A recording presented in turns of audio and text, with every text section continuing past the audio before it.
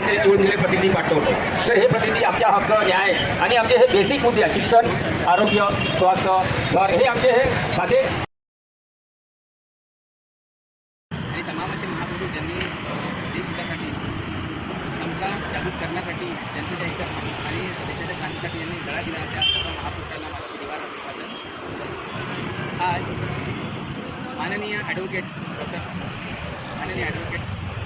बाळासाहेब आंबेडकर वंचित बहुजन आघाडीचे संस्थापक अध्यक्ष यांनी महाराष्ट्र बंदची हाक केली. ही हाक स्वतःच्या स्वार्थासाठी नव्हती, ही हाक होती दिल्ली जंतर मंतर इथे विद्यार्थ्यावर झालेल्या अन्याय अत्याचाराची.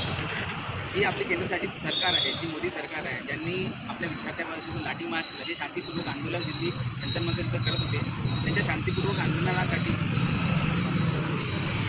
कुठेतरी भीतीच्या पाठोमागे आपल्या केंद्र सरकारने पोलिसाच्या माध्यमातून त्यांच्यावरती लक्ष्मीनाचा त्याविरोधात आज प्रकाश आंबेडकर साहेबांनी जे आमचे बाबासाहेबांचे त्यांनी महाराष्ट्राची हात केला. त्यांचा मुद्दा योग्य असल्यामुळे आम्ही सर्वांनी महाराष्ट्राच्या जनतेने त्यांना भरपूर प्रतिसाद दिला.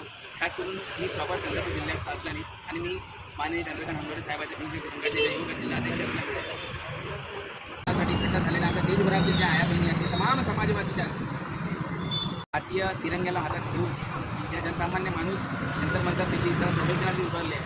आणि आज आमच्या जिल्ह्यातले प्रत्येक व्यापारी संघटनेनं याला समर्थन दिलं आहे. सराफ लाईन, गांधी चौकातील सराफ लाईन असो, त्याच्यानंतर संपूर्ण जे शहरातील जेवढे बी व्यापारी संघटना यांनी सर्वांनी या बंदला पाठिंबा दिला, त्यांचा मी खूप खूप आभारी आहे. आणि या देशहिताच्या निर्णयासाठी नेहमी आम्ही या शासनाविरोधात लढत राहू एवढीच मी बोलतो. जय हिंद, जय महाराष्ट्र, जय भीम, जय संविधान.